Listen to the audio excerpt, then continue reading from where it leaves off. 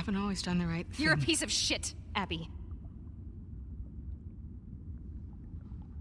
Now, I could stop this video right here because I'm not sure I can sum it up any better than that, but I guess I'll try. Abby is a poorly written, poorly conceived character who will be remembered as a warning to other game developers of what not to do. At least in that sense, she has some utility, but as a character, as a person, well, she's pretty much the worst, and because I'm some kind of masochist, I'm going to explain why. So buckle up, here we go, a deep analysis of Abby. The dust has mostly settled about The Last of Us 2, and it's pretty unanimous. It's a bad game. The slanted critical reception aside, gamers have voted with their feet, and most have moved on to games like Ghost of Tsushima, which remains sold out in stores in the middle of a pandemic, while Last of Us 2 physical copies remain plentiful. Now, there are a lot of reasons why that is, but sitting right up at the top is our muscle-bound anti-hero, Abby. So much of the game depends on the audience embracing her, and that falls as flat as a pancake under a hydraulic press. No one likes Abby. No one. The reason this is felt so keenly, and above the game's other many flaws and shortcomings, is that this is a technical problem. The story literally cannot properly function unless the audience forms an emotional connection with the character to really feel for the person. I personally wanted to shove myself into a cannon and fire myself through her sections of the game, so tedious, drawn out, and boring as they are. The game isn't as half as clever as it thinks it is, and this attempt to turn someone who does something so horrible and cruel into not just someone we like, but what we would hold up as an example of a hero, doesn't just fail, but like an acrobat on a fistful of Ambien trying to walk a tightrope, it fails spectacularly and instantly. Now, having two protagonists and showing both sides to a story is not something new. We've seen it in movies like Face Off, The Departed, and Avengers: Infinity War. Where those succeeded and The Last of Us 2 fails is that those movies shed real light on the other side of a story, and if viewers can't sympathize, they can at least understand why a character is the way they are. But not Abby, not even close. Let's start at the beginning. We meet Abby as she and her friends are venturing the zombie-infested wilds on a quest. Like the Fellowship of the Ring, this merry band is in search of justice for a would-be child murderer, but more on that later. After insanely abandoning her friends, who don't bother to go look for her, by the way, she has some friends, she stumbles across the person she's looking for. What are the odds? And even better, he walks right into her ambush. Now, a quick thing about that, Neil has said it's because Joel doesn't find Abby threatening because she's the same age as Ellie. That's awfully funny because you really went out of your way to establish Ellie as a nigh unstoppable killing machine, Neil, but okay. I think they should be terrified of me.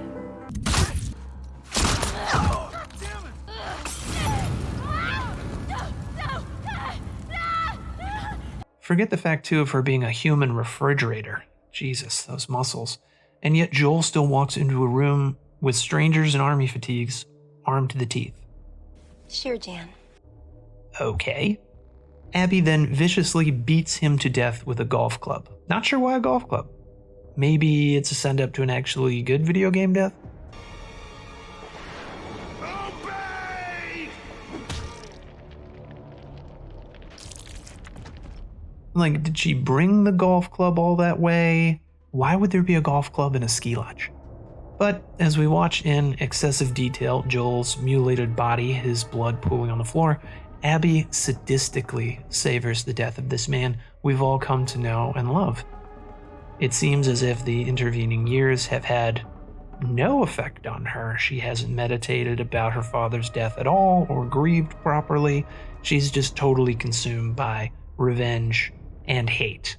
But Abby doesn't know his side of the story. She won't have the supposed benefit that we do of seeing events unfold from two perspectives. If only she could have seen everything he'd gone through.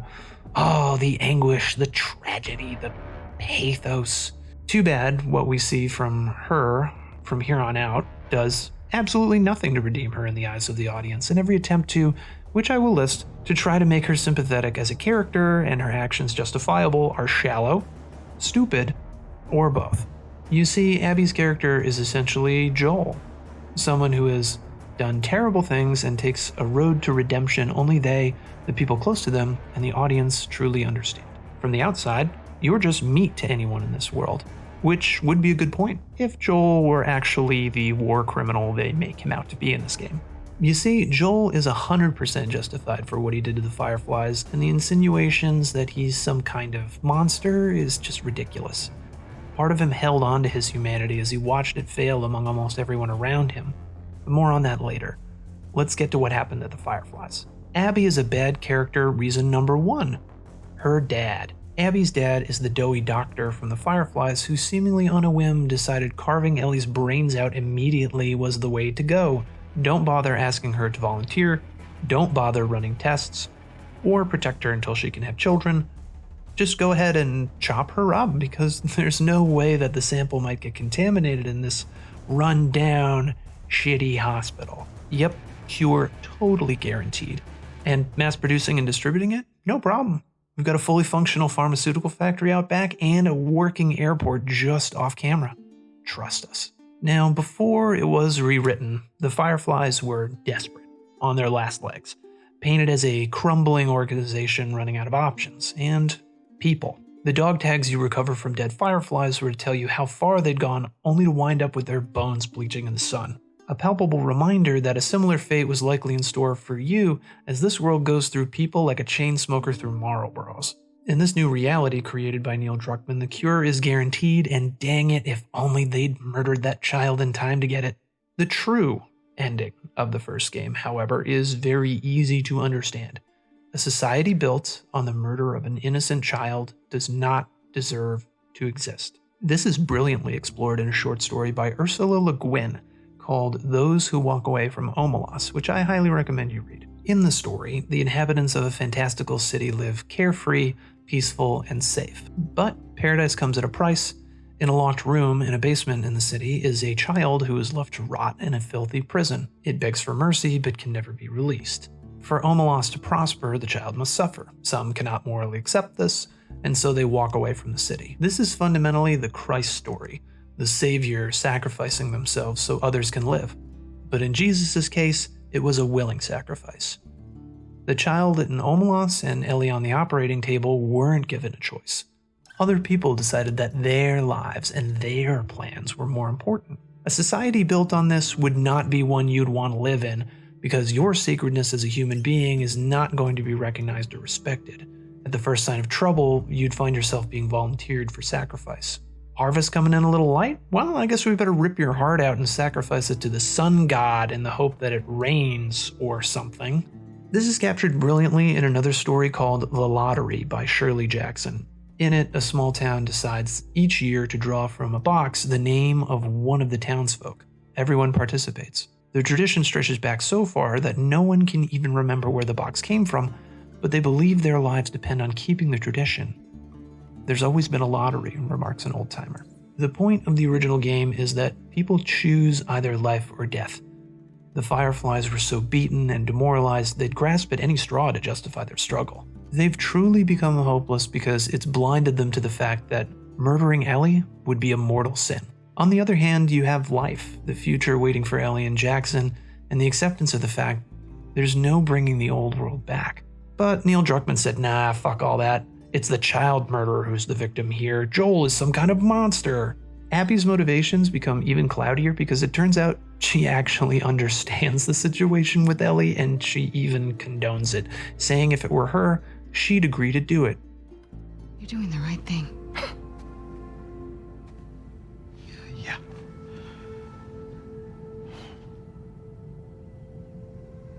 If it was me, I'd want you to do the surgery.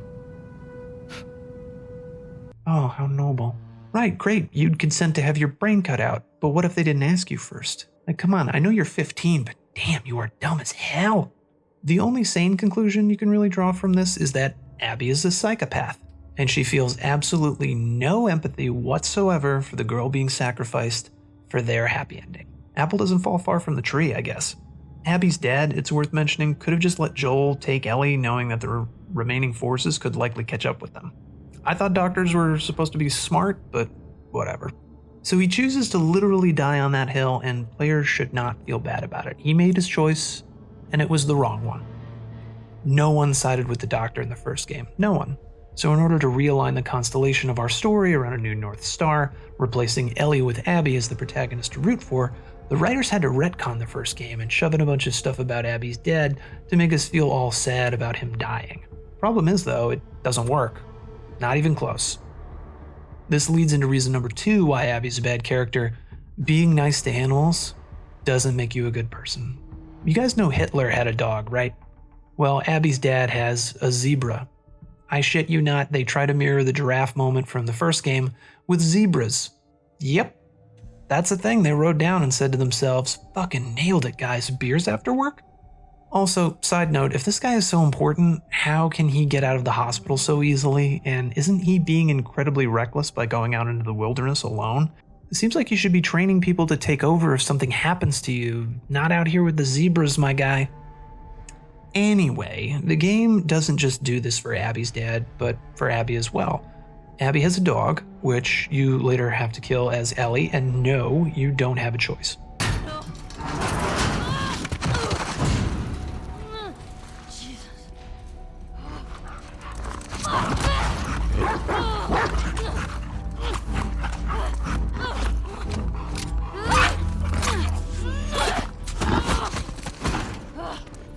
Just because you have a character interacting with a cute animal doesn't make that character more likable. In fact, it's pretty shallow to suggest that just because Abby has a dog and plays with it, that she's somehow a good person. Do they really think we're this stupid? They must, because they do the dog thing a few times. You know, very, very subtle. Now, imagine you're on a jury. The man on trial is a serial killer. You hear hours of testimony and evidence given to this person's brutal crimes. And then, in their closing arguments, the defense shows you a bunch of pictures of their client with a dog. That's literally what's happening here. Reason number 3 why Abby is an awful character? Just because she helps kids doesn't make her a good person. It was almost like they were out of ideas when writing this game. They looked back and said, okay, the first game, that had a kid in it. People seem to like that. I've got it. Except whereas Ellie and Joel's relationship began as extremely tense and with them constantly being at odds, the game's gradual buildup of their connection bit by bit turned it into something really meaningful. They earned it. Last of Us 2, meanwhile, tries to do the same thing in half of the time, but with none of the art. Later in the game, Abby saves Lev and Yara, feeling a debt of gratitude to them for saving her from death. Thus begins one of the most shallow and uninteresting video game relationships ever conceived. After basically spending an afternoon together, Lev and Yara are pretty much ride or die on Team Abby. Yeah, Abby risks her neck to get the surgical tools needed to save Yara after her arm gets all cracked up, but given the history between their two groups, you'd imagine it would take more than that to sway Abby's cold, cold heart. Mel even points this out, so it's something the writers are aware of, but they come up very short in selling all this as believable. He may fall for your little act with these kids, but I don't. There's nothing to fall for. Isaac's top scar killer suddenly had a change of heart? Nothing to do with Owen, right? You're a piece of shit, Abby.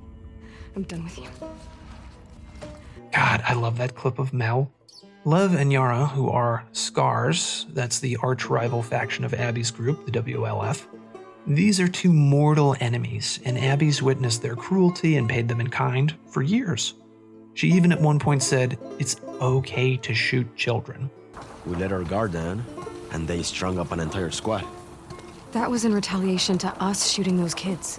Okay, but those kids attacked our guys. What would you do? I don't know, not riddle them with bullets? I'd rather save our people. Manny, they're kids. It's not their fault. Not our fault either. Those deaths are on them. Those deaths are on them. Those deaths are on them.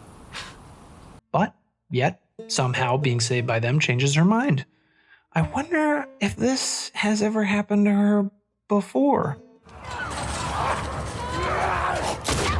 Give me your hand. We're gonna have to run. Right, so just because Joel killed your dad, who kind of had it coming for the whole child murder thing, No, he totally deserves it. But you're going to completely change your worldview after being saved by your enemy this time around. What the fuck is this piece of shit? How the fuck does this make any sense? What's more is that the two don't seem connected in any way in Abby's mind. She never reflects back and repents for her torture and murder of Joel, but saving these kids is supposed to make us like her. Yeah, okay, sure. Sure, Jan.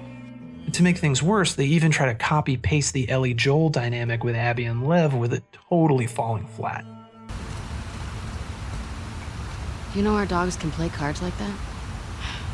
I'm 13, not 8. You're the size of an 8-year-old. Lame jokes, lamer gameplay, none of it works. It all just doesn't connect. You never really understand why these characters like each other, but they're Batman and Robin now. Yep, totally believable. After Yara gets shot with more holes than the plot, Lev doesn't really have many options, but his development is arrested from pretty much the moment we meet him. He just becomes Abby's sidekick because reasons. I wonder how he'd feel if he could see her torture a guy to death.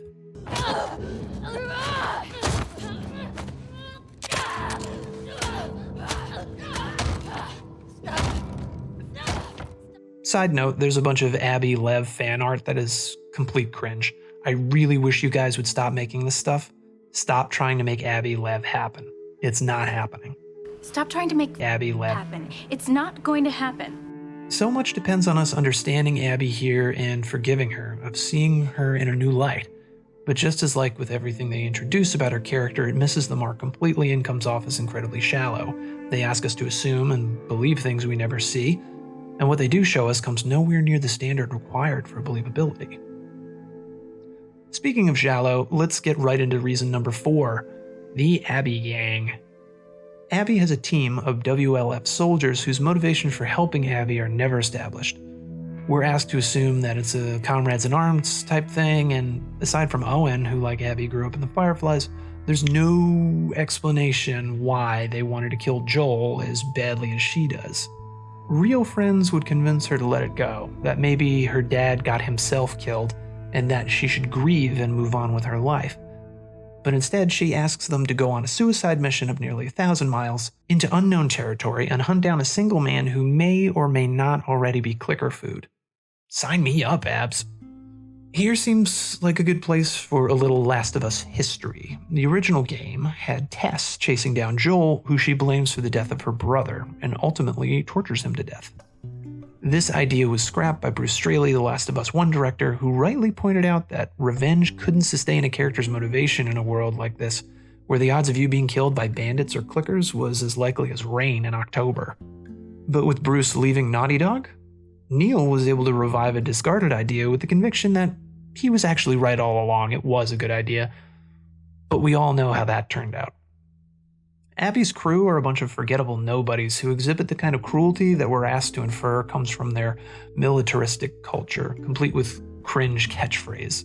May your survival be long. And may your death be swift.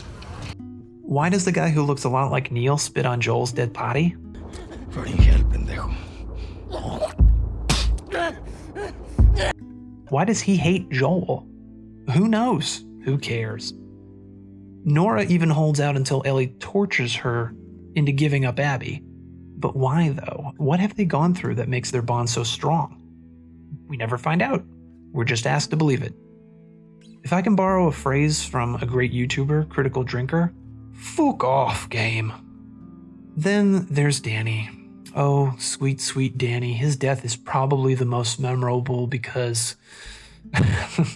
I'm just messing with you. I don't even remember which one of these people is Danny. It's actually become one of the best memes about the game because they go to pains to show Danny's death in this shit just got real kind of style, and it falls totally flat. Who's in that body bag?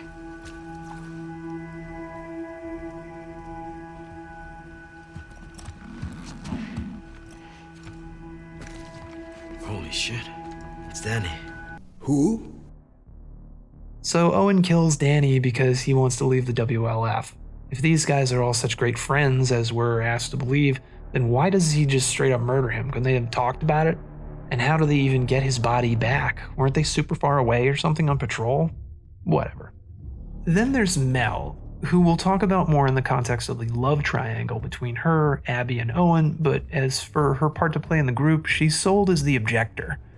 She's shaken up about what they did to Joel, and hell, who wouldn't be, and wants to give Abby up to Ellie. This could have been interesting, Joel's murder driving a wedge in the group and driving the friends all apart, but it never goes anywhere. They all seem to be on board with the whole torture and murder thing. Really nice folks. As for the rest of these flunkies, they try to pull that, oh, they have relationships and are just like regular people too bullshit over and over. We see that they have girlfriends and elderly parents and they like to play PlayStation Vita, but coming across the rotting corpses evokes about as much emotion as paint drying YouTube videos. And yes, those do exist. Bottom line is not only are none of these people likable or interesting, but we never learn anything about them or their history with Abby. We're just asked to assume they're best buds and they have each other's back, and it's totally believable. Yeah, right, totally real. Yep. On to reason number 5, the love triangle. Like on Ellie's side of the story, there's love trouble. Like with Dina and Jesse, Abby finds herself in her own love triangle with Owen and Mel. And just like Dina and Jesse, it goes nowhere. It's underdeveloped and unbelievable.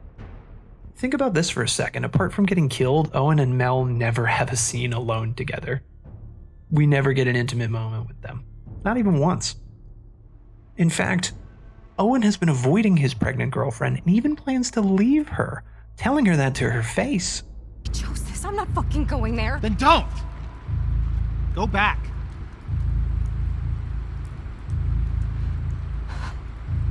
Fuck you, Owen.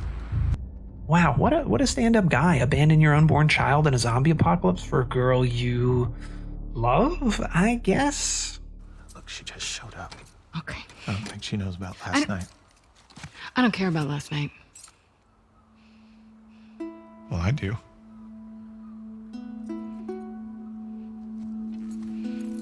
Which one?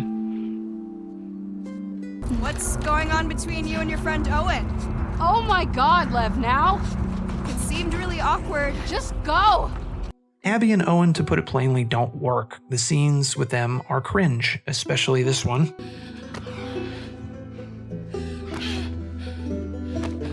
And we're forced to guess that just because they were both at the hospital and suffered through the aftermath, that they had this super deep bond. Owen himself is a phenomenally weak character who can't stand up for himself. His jokes are also super cringe. What is this place? Well, clearly this is some sort of theater, but for fish. Consider it an opportunity to work on your fears. How about I work my foot up your ass? Abby, stop flirting. Abby, will you stop stealing my stuff, please? I'm sorry, I didn't realize you owned everything in the aquarium. Yeah, well, my aquarium, my stuff. Oh, and he cheats on his pregnant girlfriend. Yep, I'll definitely care when this guy dies. Fucking Christ! What should be an easy, tried and true method of creating drama, a love triangle, it feels more like we're in the Bermuda Triangle, where laws of reality are mushy and fluid. Nothing makes sense here, and it's either by negligence or design.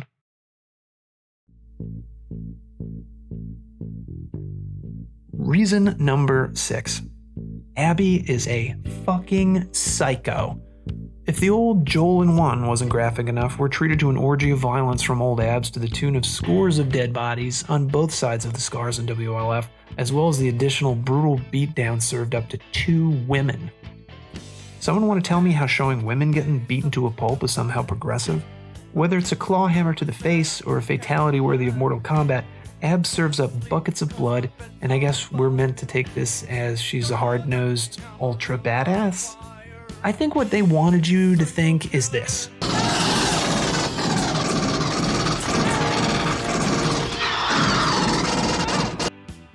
But actually, it comes off like this.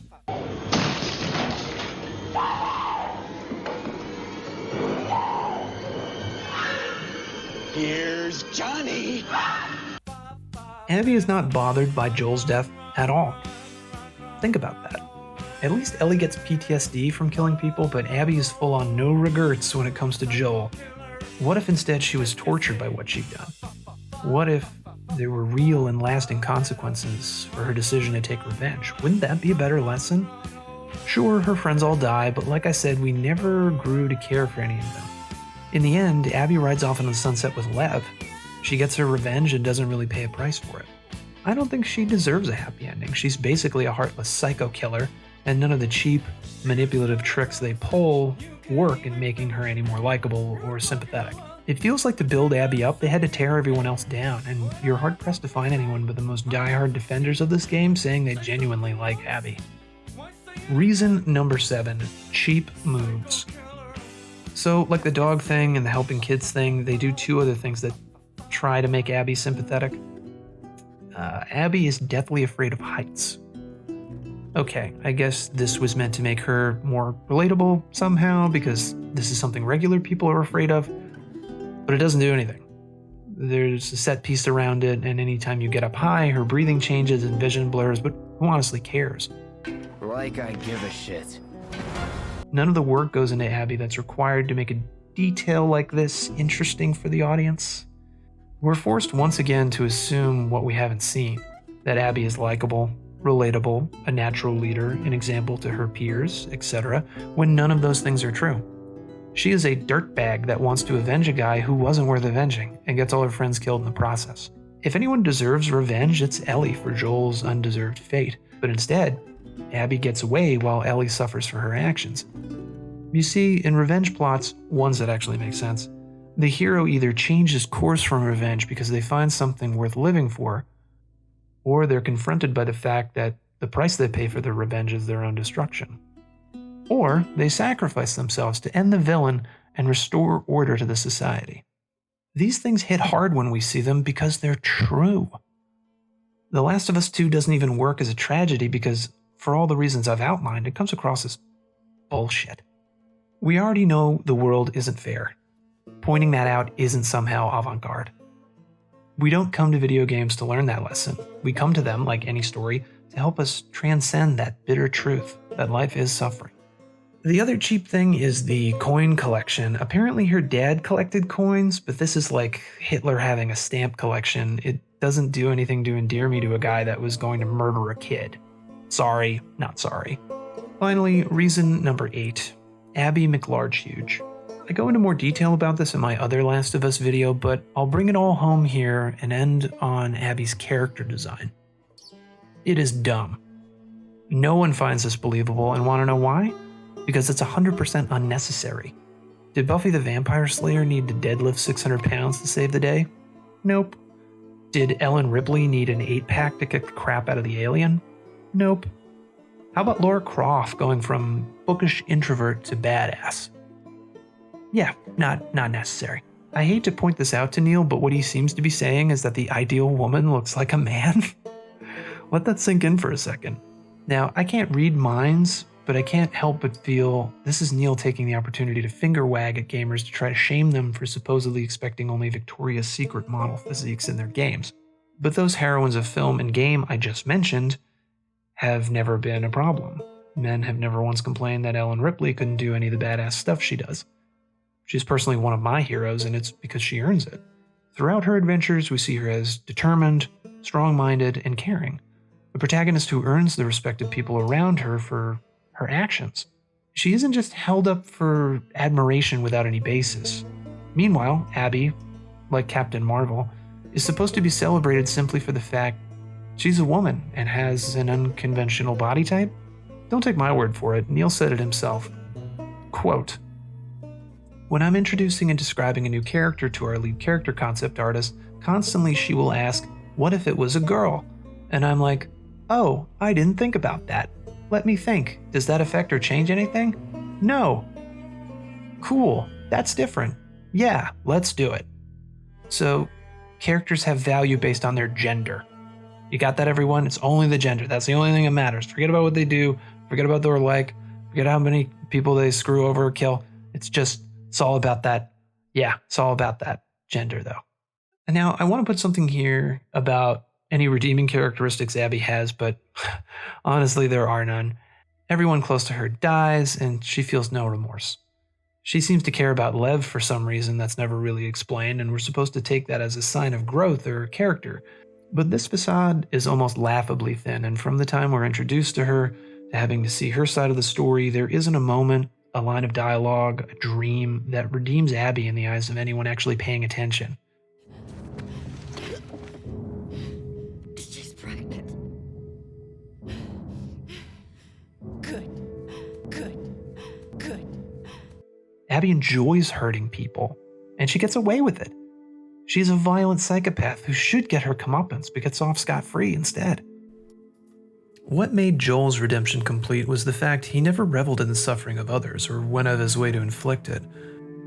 There's a throwaway line that hints at him having to do some dark stuff. How did you know?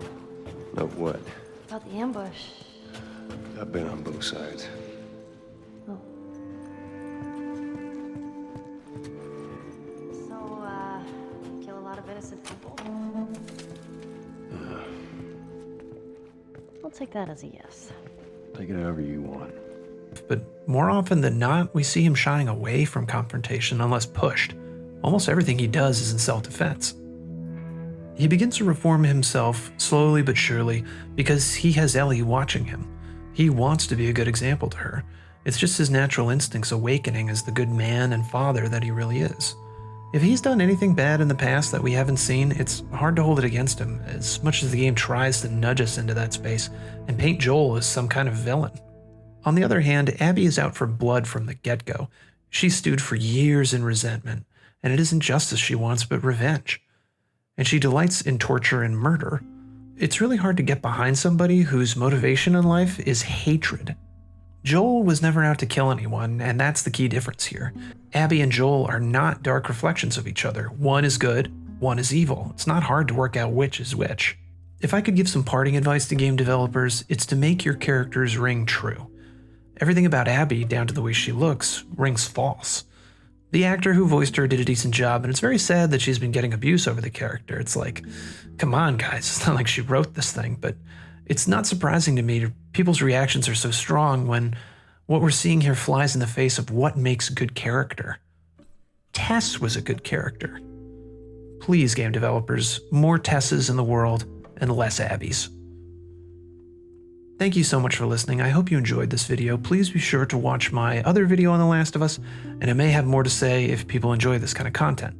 Let me know in the comments, and please don't forget to like and subscribe. Those things are a huge help and will encourage me to make more videos. Until next time, game on.